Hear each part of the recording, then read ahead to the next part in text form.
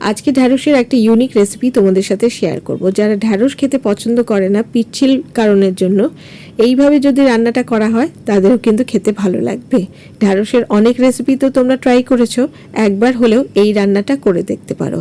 নমস্কার বন্ধুরা, তোমাদের সকলকে রুমির হেসেল ঘরে স্বাগত জানাই। আমি রুমি। আমার আজকের রেসিপি মশলা ঢ্যাঁড়স বা মশলা ভেন্ডি। হাতে 10 মিনিট সময় থাকলে এই রান্নাটা বানিয়ে নেওয়া যায়। আর এইভাবে যদি ঢ্যাঁড়স রান্না করো তাহলে রুটি, পরোটা, ভাতের সাথে খেতে খুবই ভালো লাগে। এবার চলো আর বেশি দেরি না করে রান্নাটা শুরু করা যাক। আমি এখানে 300 গ্রাম কচি ঢ্যাঁড়স নিয়েছি। ঢ্যাঁড়সগুলো আগেই ভালো করে ধুয়ে রেখে দিয়েছিলাম। আর ঢ্যাঁড়স সবসময় কাটার আগে ধুয়ে নিলেই ভালো। ঢ্যাঁড়সগুলো কেটে নেওয়ার পর একটু মুছে নিয়ে তারপরে এগুলো কাটতে হবে। ঢ্যাঁড়সের দুদিকে দু মাথা কেটে নিয়ে তারপর তেরছাভাবে কেটে নিতে হবে। এইভাবে তেরছাভাবে কাটলে দেখতেও বেশ ভালো লাগে। বন্ধুরা, আমার চ্যানেলে আরও অনেক রেসিপি পেয়ে যাবে, নিচে ডেসক্রিপশন বক্সে লিঙ্ক দিয়ে দেবো, তোমরা চেক করে নিতে পারো। আর আমার পরিবারের নতুন বন্ধু হয়ে থাকলে রেসিপিটা যদি তোমাদের ভালো লাগে তাহলে লাইক ও কমেন্ট করে চ্যানেলটাকে সাবস্ক্রাইব করে নেওয়ার অনুরোধ রইল। আর পাশে থাকা বেল আইকনটাকে অবশ্যই প্রেস করে দেবে, যাতে পরবর্তীকালে আমি যখনই কোনো রেসিপি শেয়ার করব তার নোটিফিকেশন তোমাদের কাছে আগে পৌঁছে যাবে।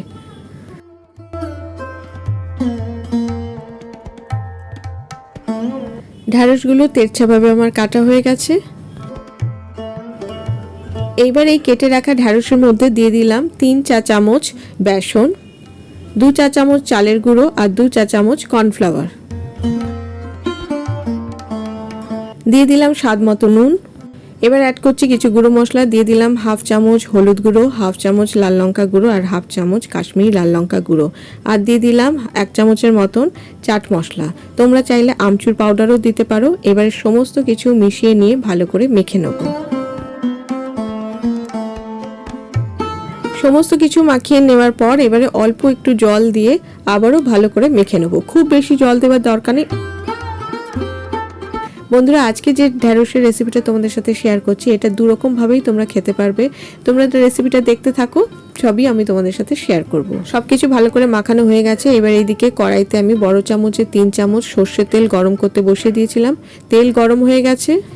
এবারে এই মশলা মাখানো ঢ্যাঁড়সগুলো হাই ফ্লেমে কুরকুরে করে ভেজে নেব, মানে মচমচে করে ভাজতে হবে। সব ঢ্যাঁড়স আমি একসাথে দিলাম না, আমি 3টে ব্যাচে এই ঢ্যাঁড়সগুলো ভেজে নেব। একসাথে ভেজে নিলে লেগে যাবে, তাহলে কিন্তু ভালো হবে না, ছাড়াতে অসুবিধা হবে। তাই ব্যাচ ওয়াইজ ভেজে নিলেই ভালো। ঢ্যাঁড়সগুলো হাই ফ্লেমে উল্টে পাল্টে খুব ভালো করে ভেজে নিতে হবে। প্রথম ব্যাচের ঢ্যাঁড়স আমার ভালো করে ভাজা হয়ে গেছে। এবার তুলে এটা অন্য পাত্রে রেখে দিচ্ছি। এবার ঠিক একইভাবে নেক্সট ব্যাচের ঢ্যাঁড়সগুলো ভেজে নেব। আচ্ছা, এই যে মশলা মেখে ঢ্যাঁড়সগুলো ভেজে নিলাম, এই ঢ্যাঁড়স ভাজাগুলো তোমরা ডালের সাথে খেতে পারো, খেতে কিন্তু ভীষণই ভালো লাগবে।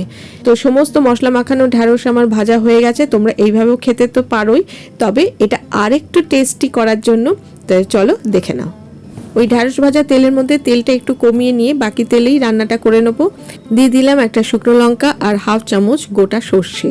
সর্ষেটা একটু ভাজা ভাজা হয়ে গেলে তারপর দিয়ে দেবো বেশ কয়েকটা কারি পাতা।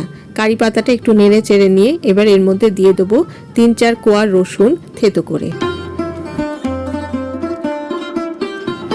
রসুনটা হালকা করে একটু ভেজে নিয়ে এবার এর মধ্যে দিয়ে দেবো বড় বড় টুকরো করে কেটে রাখা পেঁয়াজ। আমি এখানে একটা মিডিয়াম সাইজের পেঁয়াজ ব্যবহার করেছি। পেঁয়াজটাকে এবার নেড়ে চেড়ে ভেজে নেব। খুব বেশি ভাজার দরকার নেই, একটু হালকা ভাজা হলেই হবে। পেঁয়াজ হালকা ভাজা হয়ে গেলে এবার এর মধ্যে দিয়ে দেবো 1/2 চামচ পরিমাণ আদা বাটা। আদাটাকেও পেঁয়াজের সাথে ভালো করে নেড়ে চেড়ে নেব।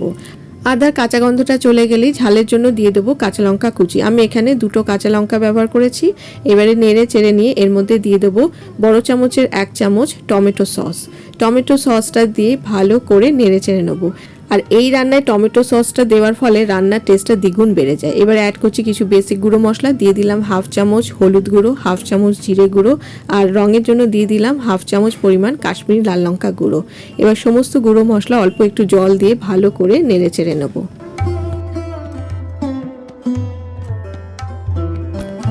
মশলা ভালো করে কষানো হয়ে গেলে এবারে ফ্লেমটাকে লোতে করে এর মধ্যে দিয়ে দেবো বড় চামচের 2 চামচ ফ্যাটানো টক দই। টক দইটা দিয়ে এবার ভালো করে মশলার সাথে কষিয়ে নেব। এই সময় কিন্তু ফ্লেমটা লোতেই থাকবে। টক দই ভালো করে মশলার সাথে মিশিয়ে নেওয়ার পর এবার ফ্লেমটা মিডিয়ামে করে এর মধ্যে দিয়ে দেবো অল্প একটু জল। আমি এখানে যে দই ফেটিয়ে রেখেছিলাম যে বাটিতে, সেই বাটি ধোয়া জলটা দিয়ে দিলাম। জলটা দিয়ে একটু ফুটিয়ে নেব, প্রায় 2-3 মিনিট মতন ফুটিয়ে নিলেই হবে। এবার স্বাদের ব্যালেন্সের জন্য দিয়ে দিলাম 1 চামচ পরিমাণ চিনি। চিনিটা দিয়ে ভালো করে মিশিয়ে নেব।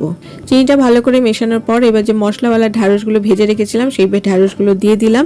ঢ্যাঁড়সগুলো দেওয়ার পর খুব বেশিক্ষণ রান্নাটা করতে হবে না, জাস্ট এই ঢ্যাঁড়সগুলো মশলার সাথে একটু মিশিয়ে নিয়েই ফ্লেমটা অফ করে দিতে হবে। ব্যাস, রান্নাটা হয়ে গেছে। এবার ফ্লেমটা অফ করে পরিবেশন করব। এটা আর স্ট্যান্ডিং টাইমে রাখতে হবে না। রান্নাটা হয়ে যাওয়ার পরে এটা একটা প্লেটে সার্ভ করে নিলাম। তো তোমাদের কেমন লাগলো আজকের এই ইউনিক মশলা ঢ্যাঁড়স আমাকে অবশ্যই লাইক ও কমেন্ট করে জানিও। ভালো লাগলে শেয়ার করার অনুরোধ রইল। বাড়িতে একবার এইভাবে ঢ্যাঁড়স রান্নাটা করো, আশা করি সকলেরই ভালো লাগবে। আর একবার রান্না করে খাওয়ালে বারবার তোমার কাছে অনুরোধ আসবে এই রেসিপিটা করার জন্য। আর এই ঢ্যাঁড়সের রেসিপিটা ভাত, রুটি, পরোটার সাথে খেতে কিন্তু ভীষণই ভালো লাগবে। ব্যাস, তাহলে আজকে এই পর্যন্ত। আমার পরিবারের নতুন বন্ধু হয়ে থাকলে রেসিপিটা যদি তোমাদের ভালো লাগে লাইক কমেন্ট করে চ্যানেলটাকে সাবস্ক্রাইব করে নেওয়ার অনুরোধ রইল। আর পাশে থাকা বেল আইকনটাকে অবশ্যই প্রেস করে দেবে, যাতে পরবর্তীকালে আমি যখনই কোনো রেসিপি শেয়ার করব তার নোটিফিকেশন তোমাদের কাছে আগে পৌঁছে যাবে। আর আমার চ্যানেলে আরও অনেক রেসিপি আছে, নিচে ডেসক্রিপশন বক্সে লিঙ্ক দিয়ে দেবো, তোমরা চেক করে নিতে পারো। তাহলে আজকে আসি, আমি আবারও হাজির হয়ে যাব আমার হেসেল ঘরের খবর নিয়ে। তোমরা সবাই ভালো থেকো, সুস্থ থেকো, টাটা।